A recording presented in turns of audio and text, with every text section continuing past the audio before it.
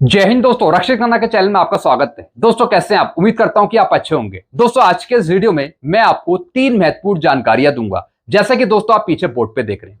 सबसे पहली जानकारी मैं आपको दूंगा दिवाली बोनस के बारे में। जेसीएम के महासचिव शिव गोपाल मिश्रा जी ने एक लेटर लिखा है रेल मंत्रालय को, भारत सरकार को, दिवाली बोनस की जल्द से जल्द घोषणा करने के लिए। दशहरे से पहले आपको दिवाली बोनस दे दिया जाए, यह डिमांड पहुंचाई है सरकार को, रेल मंत्रालय को। साथ ही साथ दिवाली बोनस में इजाफा किया जाए, दिवाली बोनस को बढ़ाया जाए सरकार के द्वारा। कितना बढ़ाया जाए, लेटर दिखाकर आगे समझाऊंगा।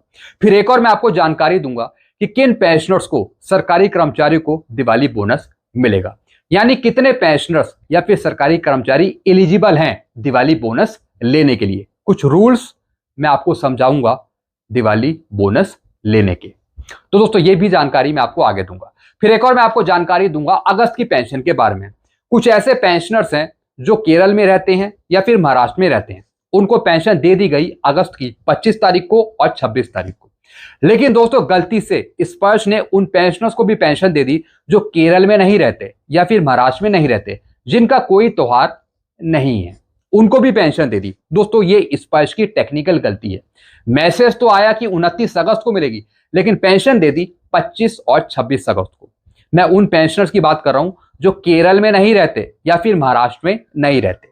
तो दोस्तों क्या है गलती, इसकी भी जानकारी मैं आपको आगे दूंगा। साथ ही साथ जिन पेंशनर्स के पास अगस्त की पेंशन का एडवांस मैसेज नहीं आया, तो उनको क्या करना है, कहीं कंप्लेंट डालनी है अगस्त की पेंशन लेने के लिए, या फिर ऑटोमेटिकली उनकी पेंशन आ जाएगी 29 अगस्त को। तो इस पर भी मैं आपको एक एडवाइस दूंगा आगे। फिर दोस्तों एक और मैं आपको जानकारी दूंगा जो कर्मचारी एनपीएस के हैं या फिर यूपीएस के हैं, तो उनके लिए एक महत्वपूर्ण जानकारी आई है वन टाइम ऑप्शन चूज करने की। या तो आप एनपीएस से यूपीएस में आइए या फिर आप यूपीएस से एनपीएस में आइए। इसकी जानकारी कल मैंने आपको दी थी वित्त मंत्रालय का एक लेटर दिखाकर। एक और लेटेस्ट इंफॉर्मेशन आई है यूपीएस या फिर एनपीएस के कर्मचारियों के लिए, इसकी भी जानकारी मैं आपको आगे दूंगा। तो दोस्तों बस यही 3 जानकारियां जो मैं आपको देने वाला हूं, इसलिए इस वीडियो को आप शुरू से लेकर आखिरी तक देखेगा। वीडियो में आगे बढ़ने से पहले एक छोटी सी अपील मैं आपसे करूंगा, और अपील है चैनल सब्सक्राइब की। देखने में आया कि 34% ऐसे पेंशनर्स है, फैमिली पेंशनर्स हैं जो वीडियो तो देख रहे हैं लेकिन अभी तक उन्होंने चैनल को सब्सक्राइब नहीं किया, जिससे क्या हो रहा है, मेरी जानकारी या इंफॉर्मेशन उनको तुरंत नहीं मिल पा रही। तो दोस्तों मैं आपसे अपील कर रहा हूं, आग्रह कर रहा हूं कि अगर आप पहली बार मेरे चैनल पे विजिट कर रहे हैं या फिर वीडियो देख रहे हैं, तो सबसे पहले दोस्तों आप चैनल को सब्सक्राइब कर लीजिए, ताकि मेरी जानकारियां, एडवांस जानकारियां आपको तुरंत मिल पाए। चैनल का नाम है रक्षित खन्ना। साथ ही साथ दोस्तों जो ये परसेंटेज है 34% का, इसे बढ़ाकर आप 100% करें चैनल को सब्सक्राइब करके। सारी जानकारियां, लेटेस्ट इंफॉर्मेशन, एडवांस इंफॉर्मेशन, सब कुछ आपको मिलेगी इस चैनल पर। चलते हैं दोस्तों पहली जानकारी की तरफ। पहली जानकारी है दिवाली बोनस के बारे में। जी हां दोस्तों, शिव गोपाल मिश्रा जी ने, जो जेसीएम के सेक्रेटरी हैं, शिव गोपाल मिश्रा जी, इन्होंने रेल मंत्रालय को, भारत सरकार को लेटर लिखा है कि दिवाली बोनस की घोषणा इस बार दशहरे से पहले की जाए, ताकि जो त्योहार है या फिर दोस्तों जो नवरात्रे आ रहे हैं या फिर जो दशहरा आ रहा है, उसका महोत्सव अच्छा बने। जब पैसे खाते में आएंगे तो दोस्तों जो त्योहार है उसकी खुशी 2 गुनी हो जाती है। तो इसको लेकर दोस्तों एक लेटर लिखा है रेल मंत्रालय को, भारत सरकार को, ताकि सरकार दिवाली बोनस की घोषणा दशहरे से पहले करे। और दोस्तों साथ ही साथ इन्होंने कहा है कि जो दिवाली बोनस पहले 6,908 रुपए, 7,000 रुपए दिए जाते थे, उसे बढ़ाकर 18,000 या फिर 25,000 रुपए दिए जाए। जी हां दोस्तों, क्योंकि महंगाई बहुत ज्यादा हो रही है, तो इस हिसाब से दिवाली बोनस भी बढ़ना चाहिए। जी हां दोस्तों, 18,000 से 25,000 के बीच में दिवाली बोनस दिया जाए कर्मचारियों को या फिर पेंशनर्स को। अब दोस्तों क्या पेंशनर्स को भी दिवाली बोनस दिया जाता है? बिल्कुल दिया जाता है। उसके भी कुछ रूल्स, रेगुलेशन, कुछ नियम है जो मैं आपको समझाऊंगा। अब दोस्तों मैं आपको बताऊंगा कि कितने पेंशनर, सरकारी कर्मचारी दिवाली बोनस लेने के लिए एलिजिबल होंगे इस बार। दोस्तों ये दिवाली बोनस है फाइनेंशियल ईयर 24-25 का। जी हां दोस्तों, एडॉक बोनस है, जिसे हम नॉन प्रोडक्टिविटी बोनस भी बोलते हैं। जैसे मैंने आपको बताया, ये दिवाली बोनस है 24-25 फाइनेंशियल ईयर का, यानी पिछले साल का। और दोस्तों ये फाइनेंशियल ईयर स्टार्ट होता था 1 अप्रैल 2024 से 31/3/2025 के बीच में। यानी 1 अप्रैल 2024 से 31/3/2025 के बीच में जो एम्प्लॉई होंगे, या फिर जो रिटायर हो गए होंगे उनको दिवाली बोनस दिया जाएगा। और दोस्तों अब पेंशनर्स को भी मिलेगा। यहाँ पे जो पेंशनर रिटायर हो गए 31/3/2025 के बाद, यानी 1 अप्रैल 2024 से 31/3/2025 के बीच में वो सर्विस में थे लेकिन रिटायर हो गए वो 31/3/2025 के बाद, तो उनको भी दिया जाएगा दिवाली बोनस 24-25 फाइनेंशियल ईयर का। तो दोस्तों एक और मैं आपको जानकारी दूंगा, जो इनरोल हुए हैं, जो अपॉइंट हुए हैं 1 अप्रैल 2025 को, उनको नहीं मिलेगा दिवाली बोनस। फिर से नोट कर लीजिए, जो अपॉइंट हुए हैं 1 अप्रैल 2025 को, नियुक्ति पर आए हैं नए, उनको नहीं मिलेगा दिवाली बोनस। जो इस फाइनेंशियल ईयर में 1 अप्रैल 2024 से 31/3/2025 के बीच में सर्विस में थे और वो रिटायर हो गए 31/3/2025 के बाद, उनको दिवाली बोनस मिलेगा।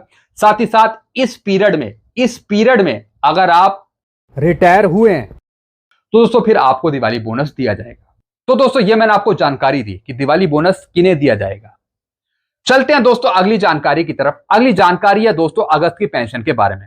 अब दोस्तों कुछ पेंशनर सवाल कर रहे हैं, कुछ पेंशनर्स कह रहे हैं कि सर हमारे जो साथी हैं वो केरल से नहीं है, महाराष्ट्र से नहीं है, लेकिन उनको भी अगस्त की पेंशन दे दी गई, ऐसा क्यों? दोस्तों गलती से उन पेंशनर्स को भी पेंशन मिल गई जो केरल में नहीं रहते या फिर महाराष्ट्र में नहीं रहते। वित्त मंत्रालय ने पहले 2 लेटर निकाले थे।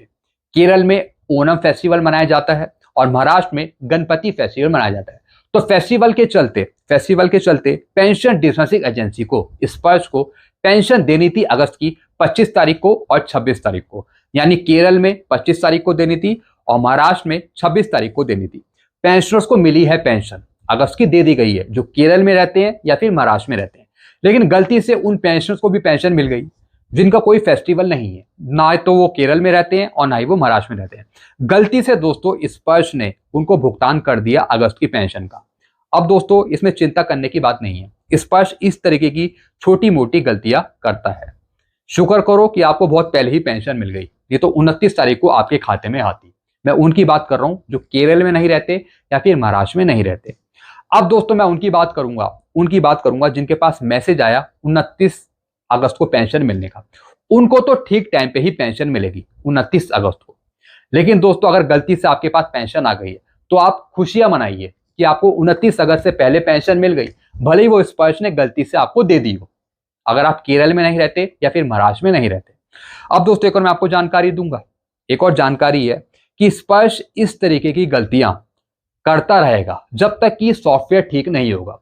स्पर्श में कुछ सॉफ्टवेयर टेक्निकल फॉल्ट है, जब तक पीछे से कोडिंग नहीं सुधरेगी जब तक इस तरीके की गलतियां होंगी। तो दोस्तों हम आग्रह करेंगे कि स्पर्श इन गलतियों को ना दोहराए। अब दोस्तों एक और मैं आपको जानकारी दूंगा, कुछ ऐसे पेंशनर्स हैं जिनको अगस्त की पेंशन का एडवांस मैसेज नहीं आया। अब वो पेंशनर्स पूछ रहे हैं कि सर हम क्या करें, कंप्लेन करें, क्या करें? दोस्तों आपको टेंशन लेने की जरूरत नहीं है, मैसेज आपको मिले ना मिले, पेंशन आपको ठीक टाइम पे मिलेगी 29 अगस्त को।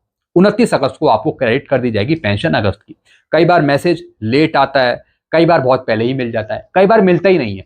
तो मैसेज की परवाह किए बिना आप बेफिक्र हो जाइए, पेंशन आपको मिल जाएगी 29 अगस्त को। चलते हैं दोस्तों अगली जानकारी की तरफ। लास्ट इंफॉर्मेशन है एनपीएस और यूपीएससी कर्मचारी के लिए। दोस्तों कल मैंने आपको एक लेटर समझाया था 25 अगस्त 2025 का, जिसमें मैंने आपको बताया था कि आप वन टाइम ऑप्शन लेके, वन टाइम स्विच करके आप यूपीएस से एनपीएस में जा सकते हैं।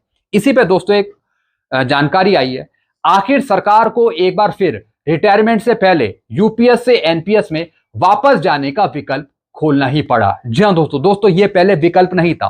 पहले सरकार ने विकल्प खोला था कि जो एनपीएस के कर्मचारी हैं वो जा सकते हैं यूनिफाइड पेंशन स्कीम में, लेकिन दोस्तों सरकार के सामने मांगे रखी गई कि इंटरचेंज का भी ऑप्शन रखा जाए, यानी जो एनपीएस से यूपीएस में चले गए वो तो चले गए, लेकिन ये ऑप्शन भी दिया जाए कि यूपीएस से एनपीएस में दोबारा जाया जाए, यानी वन टाइम दोनों तरीके से आपको ऑप्शन मिला, यूपीएस से एनपीएस में जाने का और एनपीएस से यूपीएस में जाने का। तो दोस्तों सरकार को वो ऑप्शन खोलना पड़ा, ये नया ऑप्शन खोला है। जी हाँ दोस्तों ये लेटर भी नया आया है 25 अगस्त 2025 का, जिसमें कर्मचारियों को ऑप्शन मिल गया वन टाइम स्विच करने का, यानी वो अब यूपीएस से एनपीएस में जा सकते हैं।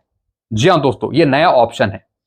फिर क्या लिखा है दोस्तों आगे, ये बात गजट बनाने वाले अब समझ पाए जबकि हमने ये बात 24 फरवरी को ही सरकार को समझा दी थी। जी हाँ दोस्तों एक संगठन है जिन्होंने सरकार के सामने डिमांड रखी थी कि एनपीएस में, यूपीएस में बहुत सारी गलतियां हैं, तो इसमें सुधार किया जाए, साथ ही साथ ऑप्शन खोल दिया जाए यूपीएस से एनपीएस में आने के लिए। क्योंकि दोस्तों यूनिफाइड पेंशन स्कीम एक नई स्कीम है, तो जो एनपीएस में एनरोल है पहले से, वो तो जाएंगे यूपीएस में जिन्हें लेना है, लेकिन इंटरचेंज का भी ऑप्शन मिल सके, यानी यूपीएस से एनपीएस में भी जाने का मौका मिले। तो सरकार ने दोस्तों ये ऑप्शन अप्लाई कर दिया है।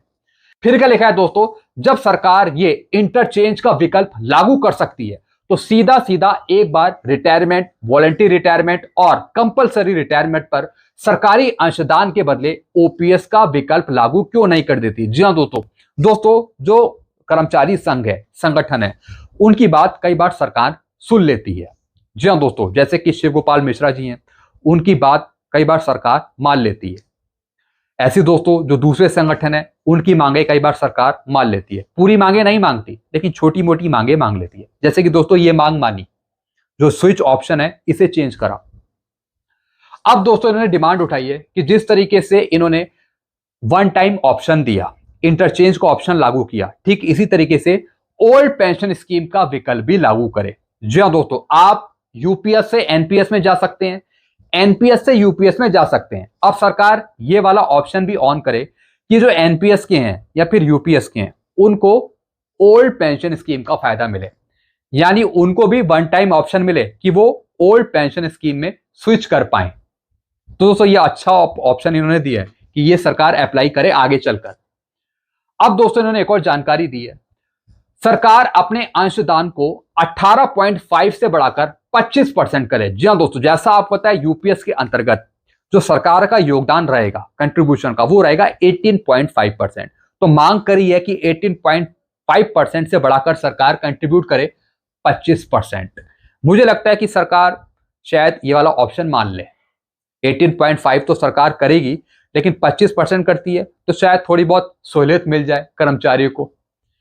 लेकिन दोस्तों असली मांग तो हमारी वही है, ओल्ड पेंशन स्कीम हमको दे दे, हमें कुछ नहीं चाहिए, हमें ओल्ड पेंशन स्कीम दे दो, जितने भी रिटायरमेंट बेनिफिट हैं वो हमको दे दिए जाए बस। अब दोस्तों इन्होंने एक और जानकारी दी है, और वो जानकारी दी है वॉलंटरी रिटायरमेंट। जो वॉलंटरी रिटायर्ड लेंगे, वॉलंटरी रिटायर्ड, तो मिनिमम सर्विस उन्हें 25 साल तो करनी पड़ेगी, लेकिन पेंशन उनको तब मिलेगी जब वो 60 साल के होंगे। तो ये भी एक ड्रॉबैक है, ये भी गलत स्कीम है सरकार की। भाई जब वॉलंटरी आदमी लेगा, कर्मचारी लेगा, तो उसकी पेंशन तुरंत शुरू होनी चाहिए जैसी वो वॉलंटरी लेगा। जैसी वो जिस महीने वॉलंटरी रिटायरमेंट लेगा तो तुरंत उसकी पेंशन स्टार्ट होनी चाहिए। और सरकार कहती है कि जब आपके 60 उम्र आपकी होगी, 60 एज, तब आपकी पेंशन शुरू होगी। ये गलत है। तो दोस्तों सरकार इसे भी चेंज कर सकती है आगे, सरकार को ये करना पड़ेगा। अगर यूपीएस एनपीएस नहीं हटाती तो यूपीएस में ये स्कीम चेंज करनी पड़ेगी कि वॉलंटरी रिटायरमेंट लेने के बाद, वॉलंटरी रिटायरमेंट लेने के बाद तुरंत पेंशन स्टार्ट करी जाए, ना कि 60 एज पर।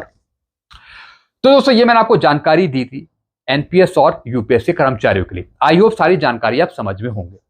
कुछ और पूछना हो तो आप नीचे कमेंट कर सकते हैं। ऐसी जानकारियां समय समय पर आपको मिलती रहेगी, इसलिए दोस्तों चैनल के साथ जुड़े रहिए और चैनल को सब्सक्राइब करना मत भूलेगा। चैनल का नाम है Rakshit Khanna. Thank you so much.